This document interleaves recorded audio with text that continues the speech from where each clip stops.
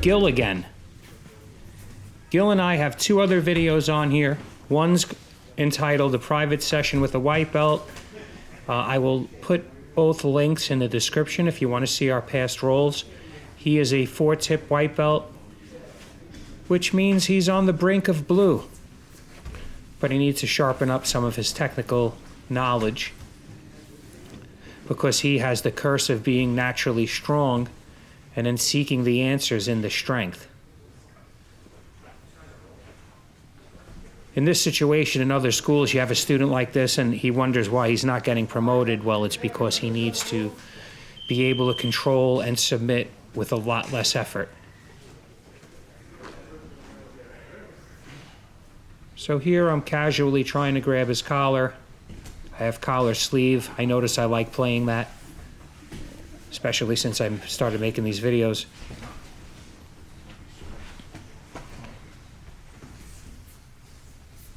There he was trying to push past my knee, but I had his collar and it was easy to frame and keep him away.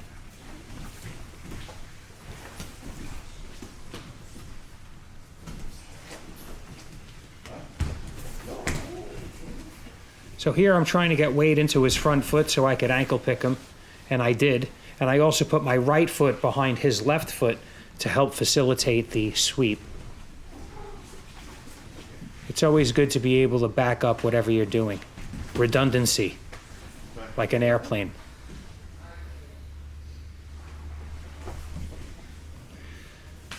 So here he's grabbing my collar, he's pulling. I'm kind of waiting to see what he's going to do.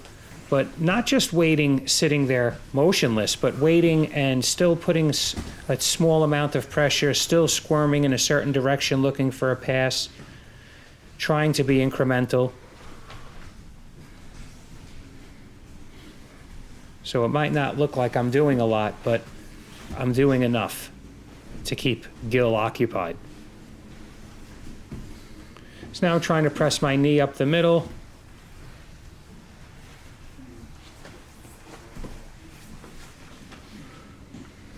Ooh, that was cool. And then I went the other way and went to knee on belly. Very interesting.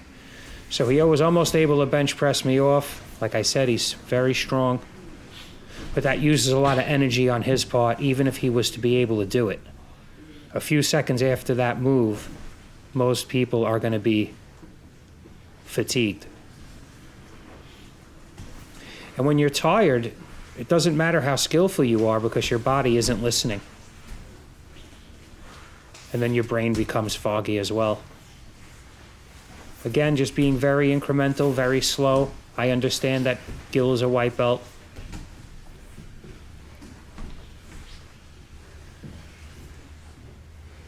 So I went from the knee cut to just putting my knee across the hip into a mount where he has quarter guard, which I like. You know, I'm really growing to like this position because it's basically mount.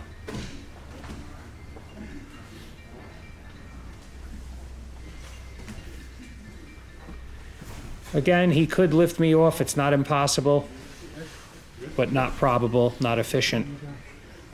There's Big Billy. He is the white belt that submitted me.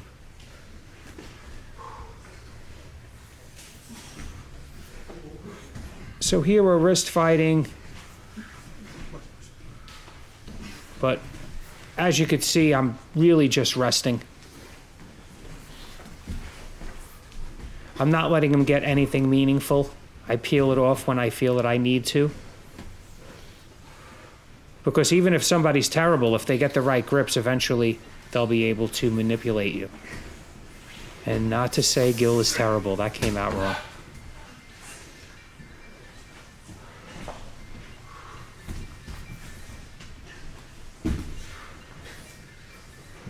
So now I'm putting my hand on his bicep to prevent him from getting a meaningful grip. I'm just holding his other wrist up in the air as a way of cooking him a little bit. Even though I'm in his guard, he's working and I'm relaxing.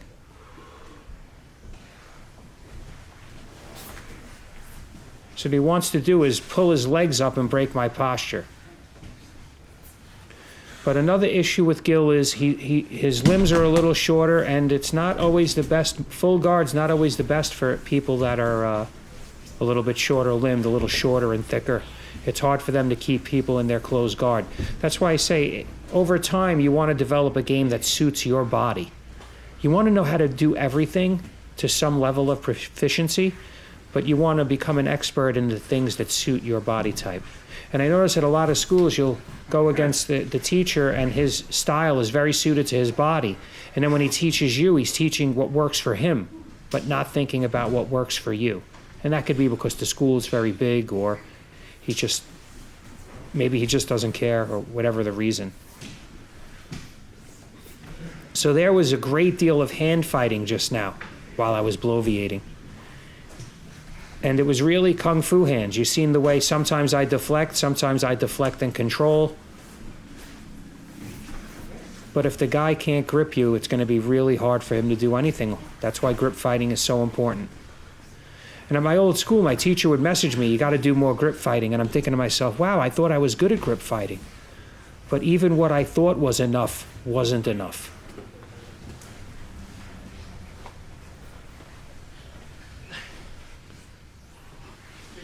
So I was telling Gil, butterfly guard is better for him, X guard, because he can get in between somebody's legs better and manipulate that way.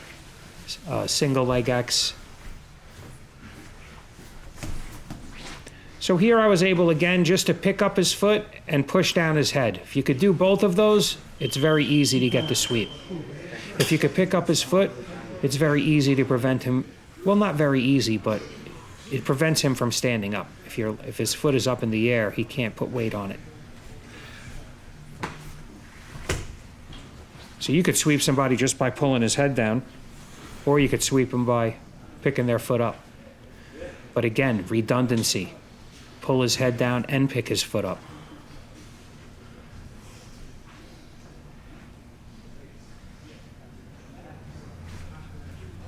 So here he's got a grip on my arm. I was able to free it.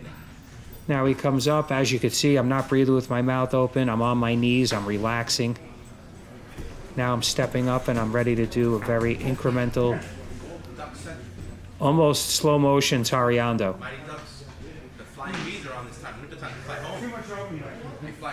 A couple of the black belts are making fun of us, or maybe making fun of me for beating up a white belt.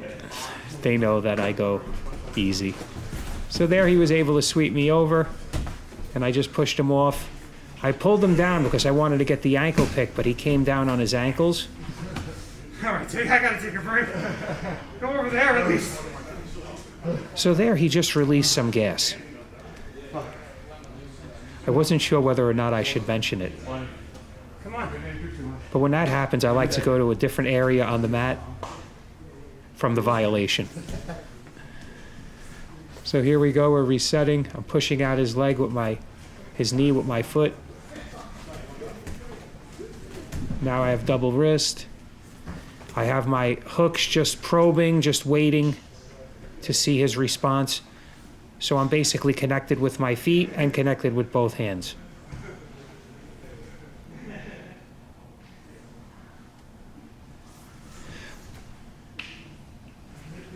But if your partner passes wind, or you knee him in the face by accident, or whatever the case may be, always try to keep going.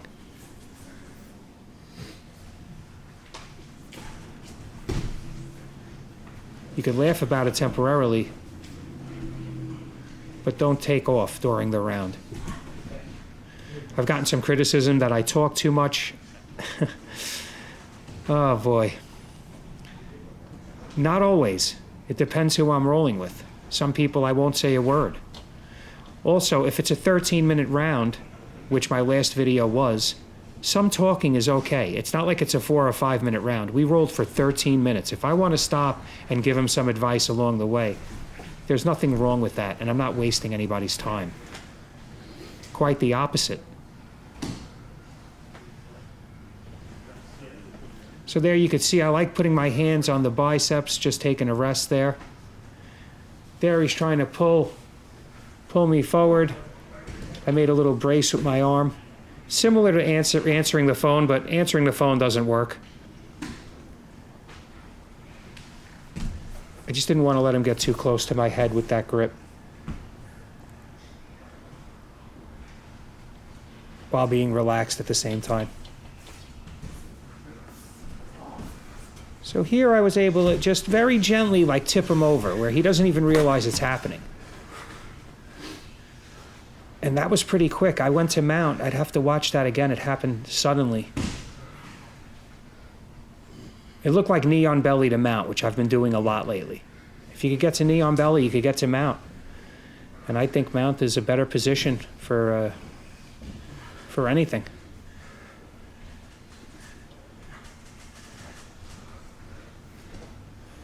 So there I have a grip on his sleeve, like a joystick grip. It's a very good way of controlling someone's hand because it makes it impossible for him to reach back and re-grip. Maybe not impossible, but very difficult. So then as his hand went across his center line, I just pulled it in the same direction he was already going. And now I'm looking for the gift wrap.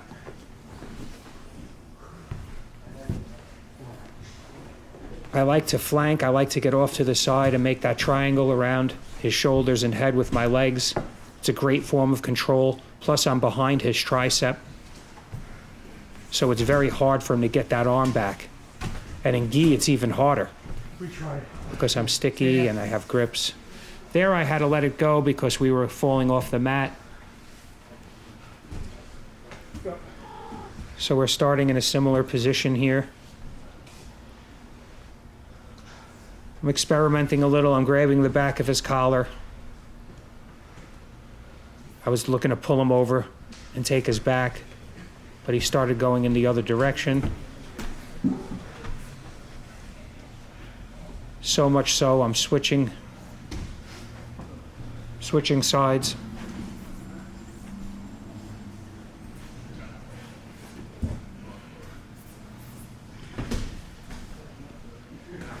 I'm probably looking to pull his collar around his throat or isolate the arm by pulling the elbow away from the body. When you're going for the arm bar, you want to get his elbow away from his body. The further away, the easier it will be to finish.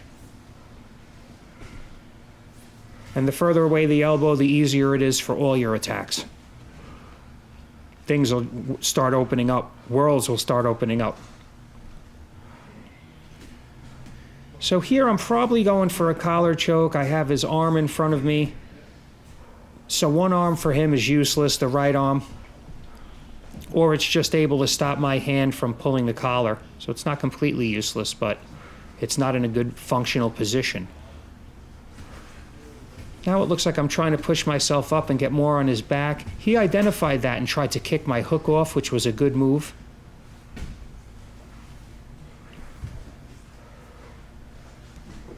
Again, he's trying to shake me off. I'm using my head to push my hips back up towards the center of his back, because as you can see, I'm falling off at this point.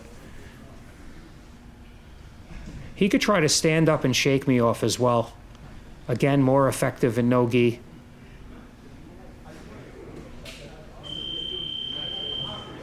Oh, and that's the round.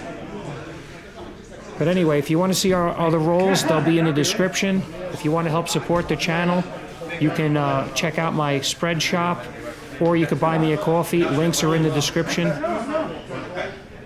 I'll be coming out with videos pretty much every Tuesday, Thursday, and Sunday going forward. So thank you for watching. And if you haven't already, please like, share, and subscribe. Thank you. Well, that's what I was trying. Yeah, I mean, I'm gonna.